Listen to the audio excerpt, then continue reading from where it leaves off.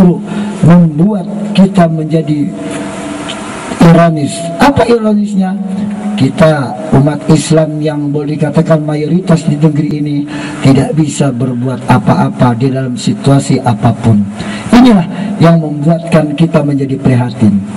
Kedua, kata Nabi yang kedua, yaitu akan datang satu masa nanti katanya Quran itu tinggal pajangan-pajangan saja.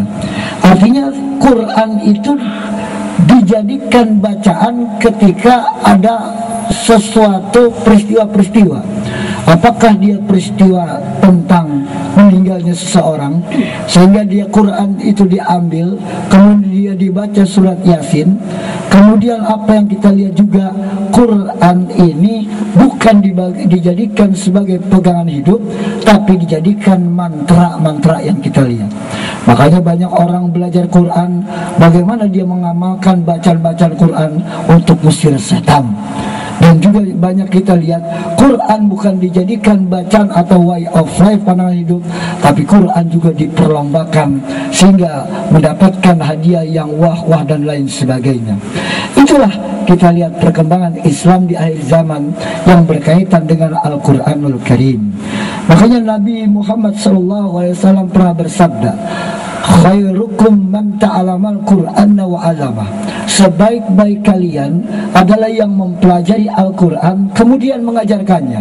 Jadi di sini adalah wajib bagi setiap kepala rumah tangga paham Quran, paham bacaan, paham artinya, kemudian juga paham mengimplementasikan dalam kehidupan masyarakat, baru kemudian diajarkanlah kepada anak-anaknya dan istrinya serta lingkungan di sekitarnya lagi. Apalagi kalau dia menjadi seorang kepala RT misalnya, apakah dia RW misalnya, apakah dia menjadi seorang camat, dia harus bisa memberi contoh. Laqad kana lakum fi Rasulillahi uswatun hasanah. Dari itu semua akan menjadi gambaran buat kita. Demikianlah keadaan umat Islam tentang masalah Quran.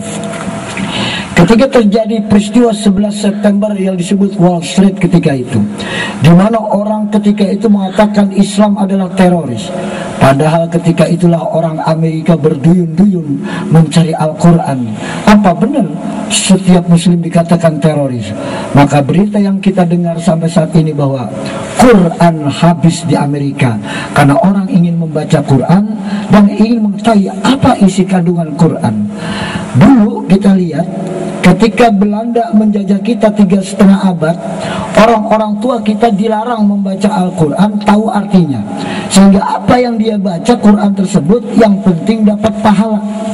Dan apapun yang kita lihat, Quran yang dibaca tersebut justru mendapatkan berkah.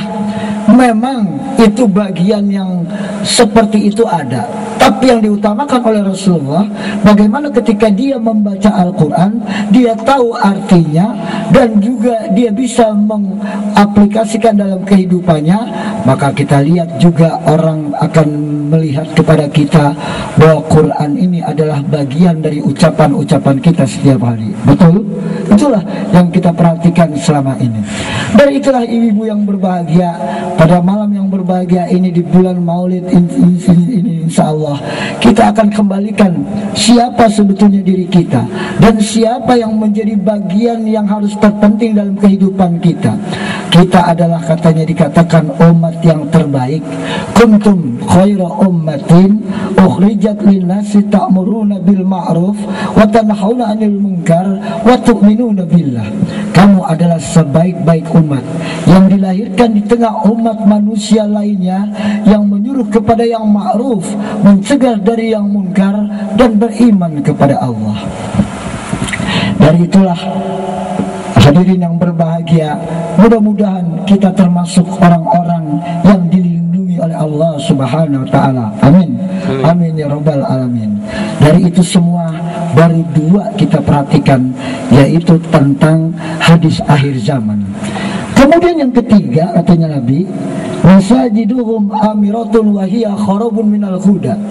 Akan datang, katanya, satu masa nanti banyak masjid yang dibangun di alam kehidupan kita ini.